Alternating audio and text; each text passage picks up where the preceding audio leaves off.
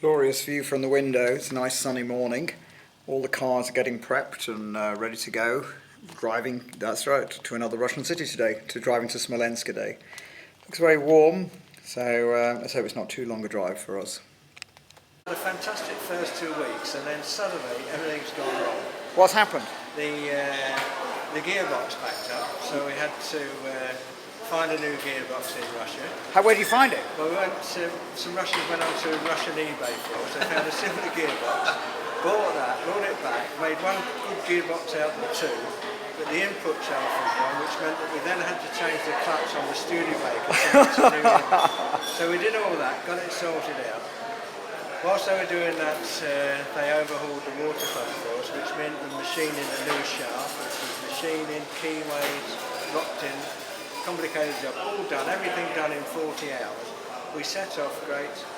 The next day, bloody water pump shaft sheared, Saturday afternoon, in some remote Russian village.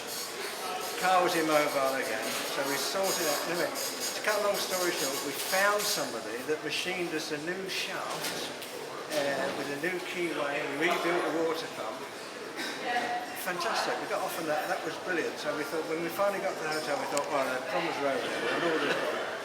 So yesterday morning, Paul checked the car and he discovered these hairline cracks in the wheels, which is not a good thing. No. So we had a dodgy spare which had previously been welded, so we put that on and then got on with the day. Got to the circuit for the first test. First hairpin bends, the wheel gave it up, it was stripped off over the wheel nuts, completely came off, car collapsed down, off the track. Oh God. So is there a moral here? It gets worse. I have Mercedes. Don't do the tests, viewers, don't do the tests. So we put the dodgy cracked spare on and limped off the circuit to get back to the paddock. When there was one car left in our group, we had two spares, and the wheel nuts on his spare fitted our pattern.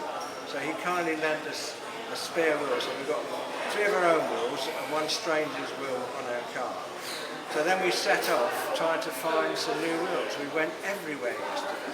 There is not a wheel in Russia with our wheel pattern, so we're now considering what we're going to do. So we had a strategic meeting last night. We've got another Studebaker at home. They've taken the wheels off that, palleted them, could get them shipped out here. Wow. Are you going to wait here? No, it'll be a couple of days down. Oh, you're going to try and get to the next one? Yeah. And then off this other car, which are really strong. Oh, good. And get them shipped out. Okay. All right, Richard. Well, good luck with that. Let's hope we see. I'm not finished yet. Okay. All right. Okay. Yeah, but we've only got so much time on the memory cards. We came down to the car this morning. Started out. There was just two. So I found the bloody water pump's packed it in again. Oh no! What do you do? Can't drive for any distance in Russia without seeing a great body of water, and this is no exception. Our bridge is taking us across. I don't know what it is, but someone's having fun on a jet ski over there. At least we're not fording it in a tractor. Do you remember that, viewers? Do you remember how sunny it was this morning? Well, we've actually had to pull off into a petrol station because the rain is so bad. Can't drive it more than about 10 miles an hour. So, and that's with the windscreen wipers on full. Viewers, the weather is pretty bad for us. How bad do you think it is for these guys? Have a look. Number 7, they seem quite cheerful. Coming into tight bends now on the racetrack. Around we go. Another racetrack viewer. Oh, I know it's probably a bit boring, but I'll try and catch some of the other cars. There's the Escort catching us up. Look, that's a real racing driver. That's Nigel in his Escort. Wait, a bit twitchy, Nigel. Oh, yes, that's right. We're following him. Whoa! Hope we don't see him lose it. Racing lines. There we go. If you want to sign up for the P2P, you can do this, viewer. For these guys with their headsets and their leopard skin coats. This is the Smolensk Hotel. You can probably guess what city that's in, Smolensk. And these are the cars kind of coming in now. It's a bit of a funny old car park here. It's a bit kind of rough and ready. There you go. In fact, remember the other day and I was showing you all the dancers? This is the one I didn't show you. I call this the Pickering dancer. It's driven by Mark Pickering. It's a very well prepared car. He's a kind of rally driver. He's currently leading the classics. So lovely car, I suppose, if you like that kind of thing. This is my little room. That's a fridge. It's not plugged in. And this is the main bit of the room. What a contrast from yesterday's room. Even so, better than camping.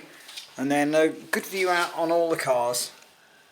All those cars lined up. The rally continues. Real mix of kind of old and new, isn't it, Russia? Like that truck, all camouflaged. A big Soviet star and flags and old buildings.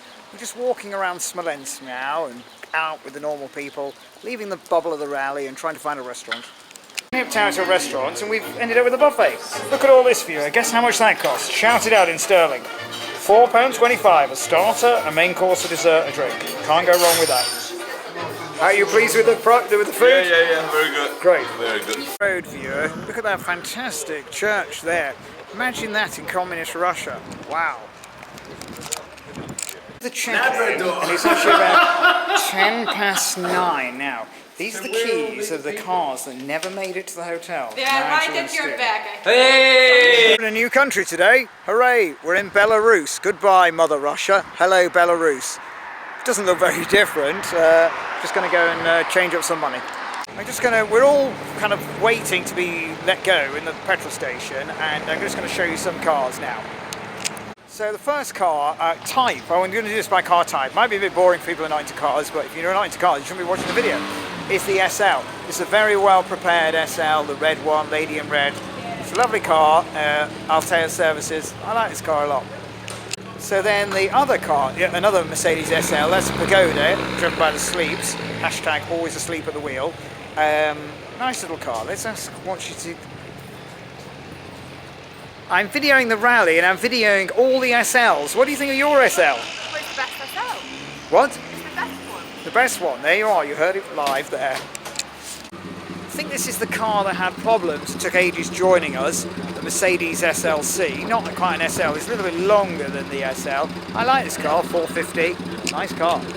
A doppelganger for the last one. Another SLC, but that's the Australians. I like the Australians. Guys, they're nice. They're cool. Yeah, look at those little louvres and everything. It's lovely inside that car. Look at the tinted windows. It's lovely interior. I like that car. Roof scoop. It's running very well, that car. This is another Pagoda Mercedes, driven by, I think we'll call him Tall Tom. And it's normally around the same time as us. Tom, I'm just videoing all the Mercedes SLs. Tell me, what do you think of yours? Do you like it? This car? Yeah. Great car. Good. I love it. Great. It's a strong car. Good. And it's been running well, has it? Yeah. Good. But we were on the truck. Ah. But the sole reason to be on the truck was myself. Oh, okay. So I tried to ruin it. At the end of the day, it worked. Good. Back. I love them. It's always sad to see a car in the back of a truck. It's our friend Dana, her 911. Hasn't run that well in this event. No criticism, but I'm just saying they've had problems. And they're trucking it to Poland. Looking at now a very rare, unique car, the Bristol 403. So what engine has this got in it? It's got a 2 litre, Lovely. 3-wall BMW engine. Right. How many brake horsepower? It's got 85 brake horsepower. 85. And what is 7.5 compression. Wow. And what can you cruise at then? What kind of speed? Cruise 120 Nice. all day, every day. Wow, that's perfect for the rally, isn't it? Yeah. Steady and reliable. Yeah. Lovely car. So our first impressions of Belarus are favourable, empty motorways. I must remind you that this is one of the least free country in Europe in terms of fresh freedom, and it's quite a strictly regulated police state with most people working for the state. So it's not quite the panacea it seems. Datsun is parked up. We are travellers on the road today. We stopped at our first little cafe in Belarus for a little tea and a cake. It's very quiet here. There's hardly any people. But the population of Belarus is about 9.5 million for a country 1.5 times the size of Italy. Italy has a population of 60 million, so it's quite sparsely populated. Anyway, back to my tea. Look at the difference in the sky. Look over there, it's all fluffy clouds, blue sky. And look over there, like biblical storms are coming down. We've arrived in Minsk and another hotel. Look at that, the Renaissance Hotel. That's a fantastic, lovely, big hotel. Can't wait to see my room. So another SL that I forgot to add is car 96, Isabel and Nikki. Hi girls. How's the car going? She's alright. Good, looks very nice. I like it in silver. You know I like Mercedes. Lovely car, lovely car, lovely crew. Just thought I'd show you a little France car number 2. Do you remember that at the start? It was kind of struggling to start. Oh, it's made it all the way here. It's a real testament to its owner. He works on it so hard, so hard. Another night, another dining room full of round tables. It's like we attend a wedding every evening. Lucky for us, the company is good. Day 25, still in Belarus, heading for the direction of Brest now. And as you can see, these roads through the countryside generally are quite flat, quite straight, quite deserted. So we've made it to the what's called a TC, a time control, and uncharacteristically it's in a lovely place. Look at this lovely building, and we're going to go for lunch. The sun is out, everything's good. So it's a very convivial spot for lunch today. The TC's just here. We've got tables outside. We're just having our lunch, soup. Debate over the bill here of how many pancakes people are consuming. So there's a different category of car on the rally, and these are called the coupes. They're Chevys and they're Ford Fangio coupes. Do you like it? It's great. Good. Tough. Not so good for the racetracks. Oh no, but it's not about a few seconds here or there this rally, is it? It's about. If you're half an hour in front of Mongolia. That's right. Yeah. We're not half an hour in front of Mongolia. Yeah, no. So that's one. That's the one Steve likes. The Huff. They're all very similar. I don't really know this type of car. There's another one, but you know, they're all a bit kind of identical to me. I don't know the difference between them. I'm just showing you them as a classification of car. There's another one. There's another one. I know it's a bit boring, but there's the one that rolled. You can see it's all been patched up. That's the kind of quite an aggressive one. Anyway, you get the idea. Doing it. There's another one. Our American friends in another coupe there. Lovely. Everybody from Belarus. What we see here is just amazing. I wish you good luck. Hello everybody. Hi. Thanks a lot. I love Belarus. It's so clean and nice and proper. Good. Lovely. Good luck to you. Look at that view. That is absolutely magnificent. Look at those, the gold and everything. That is incredible. Look. Lovely. We've selected one child, only one from the audience who's got the joy of driving the car. Start it up. Start it up. Steve is so nice, I wouldn't have let that child in, but he did. Everyone's here. There's adulation here at our arrival. Never had this much excitement in Belarus since it was liberated. Interviewed by a crew from TV here. Tell me, where are you from? What TV station are you from? It's a TV station called Belarus 4. Great. So we're going to be celebrities in Belarus, are we? He's filming me, I'm filming them. I'm filming the whole rally so you'll be able to see this on YouTube if you want to. Of course, no problem. Great, great. We're checking out the Brest Memorial Tower. We've got family here. We've come across from the Second World War. Hello, guys.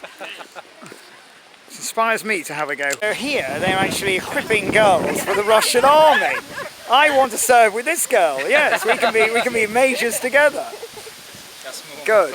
And there's me in my I look a bit Dad's army actually, unfortunately, but there you go. Never mind. Don't panic. Steve's there. He's joined the medical corps.